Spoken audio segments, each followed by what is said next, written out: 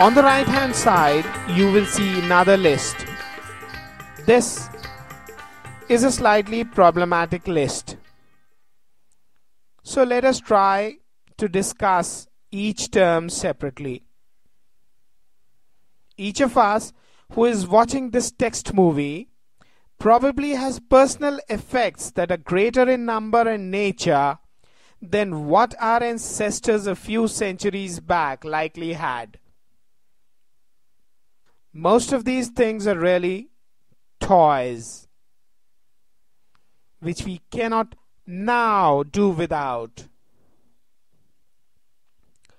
These are not fundamentally necessary to our lives.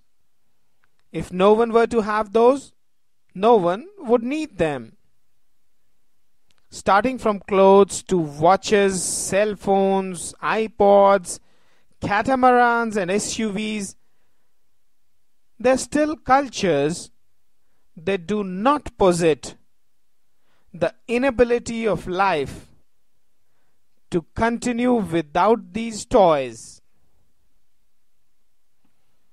Next, yearly vacations to Venice or Masai Mara or luxury cruises are not things that even Ashoka the Great could have contemplated. In fact, even running hot water and the like, which are seen as necessities of life by most of us, would be unimaginable by Alexander the Great or Chengiz the Khan. Human body does not need these comforts. Neither is human life unsustainable without these. In fact, one can make a case of how more and more comforts are actually ruining human health, life, and ecosystem. Next, I'm going out on a limb here and claiming that this is not something that is necessary for life. It is almost a given that there will be imbalances between individuals within a group in almost any species. This does not mean that every individual has to necessarily move up this ladder in order to survive. After all, if all were to be alphas, how can there be any alpha? Power. As relatively higher compared to the various members of a group, though seemingly indispensable, is not necessary to life. It is also not necessary to be a high-ranking individual in order to be able to have sex. There are many ways in which one can have sex despite being at or near the bottom of the power pyramid. Of course, that may not guarantee greater passing on of one's genes, but here we are interested in the sustenance of the individual, not that of the genes. The presumption is that the genes belong to the individual. If the reality is vice versa, then of course these hypotheses fail. Power, in the context of a modern human society, can be seen to be broadly divisible in 4 types.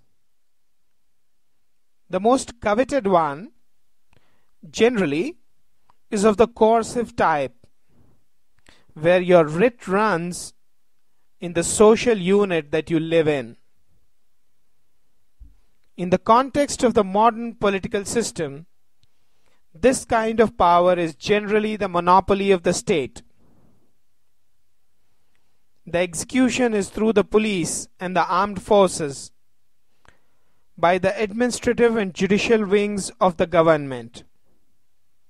Sometimes, powerful individuals may abuse their power, but serious and repeat offenses put them in opposition to the state power, and are generally made to pay for their misuse of coercive power. Others who do not accept state monopoly tend to clash with it and are generally seen as criminals, and the whole weight of the state's coercive power descends upon them to put them in their place. Can the state abuse coercive power? Most states, in point of fact, in some or the other manner, actually do. However, we here are not protesting that. Coercive power has always been coveted and has always resided in various agencies in varying proportions. And coercive power has always been abused. It is only that if we are closer to the abuser, we find the abuse justified. In fact, absent, if closer to the abused, we find it unjustified, even horrific. We do not yet have any way of ensuring that there is no abuse. Perhaps we never will have. However, modern states do have some checks and balances that try to ensure minimal abuse of coercive power. What is of relevance for our discussion is that in the modern world, in civilized states at least, this kind of power is, generally speaking, not available to individuals in order to minimize its abuse. As pointed out earlier, coercive power is now seen best a monopoly of the state.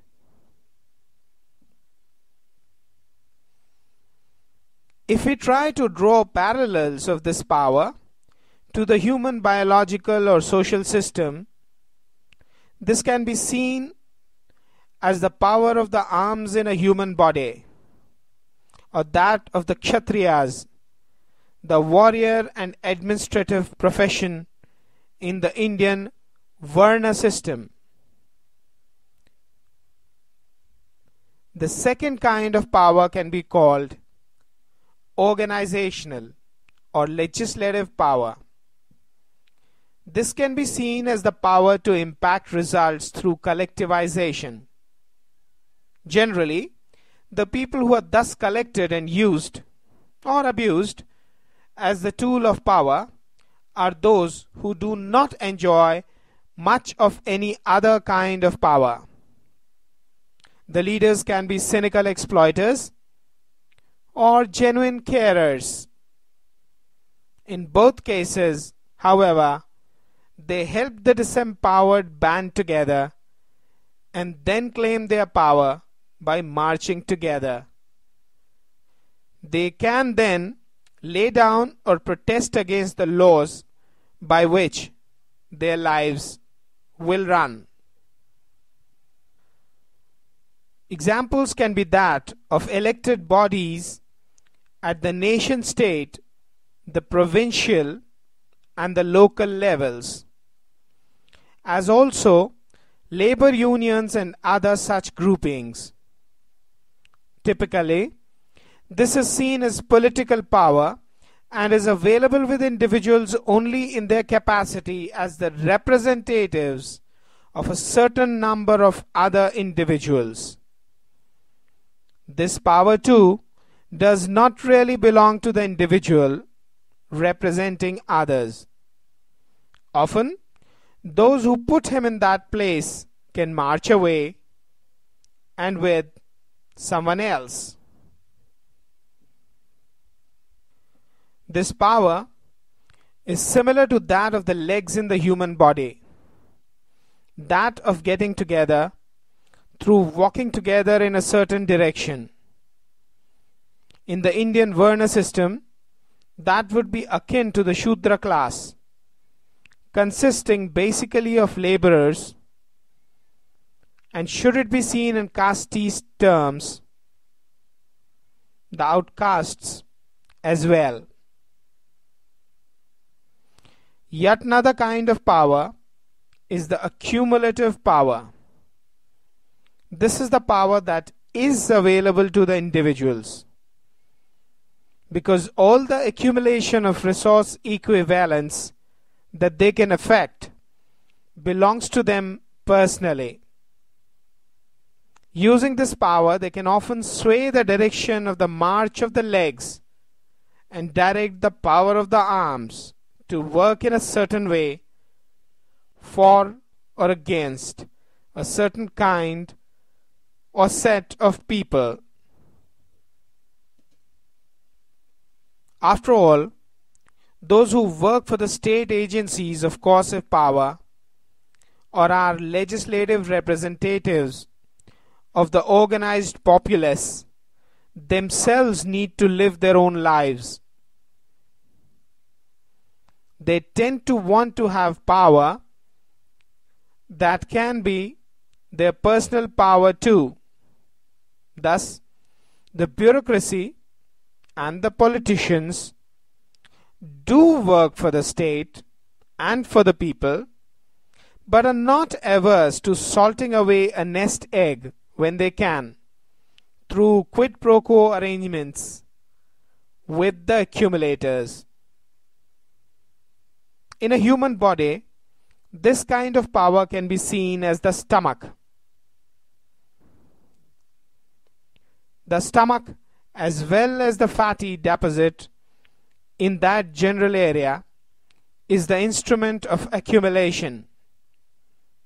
In the Indian Varna system, this is the Vaishya class consisting of merchants, business persons, industrialists, property owners, landed farmers, cattle owners, etc., or essentially the capitalist class.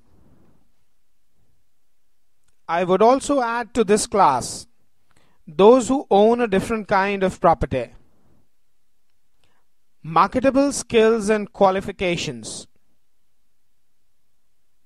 Engineers, business managers, physicians, surgeons, lawyers, other professionals, skilled artisans and such, all belong to this category, whose capital is their skill, that is marketable.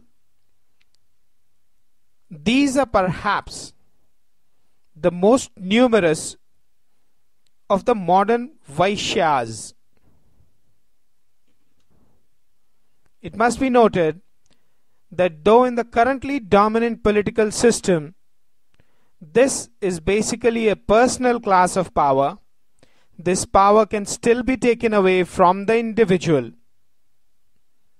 The state can choose to outlaw personal wealth or tax it extremely heavily, which in some measure has historically been done in the recent past under some regimes.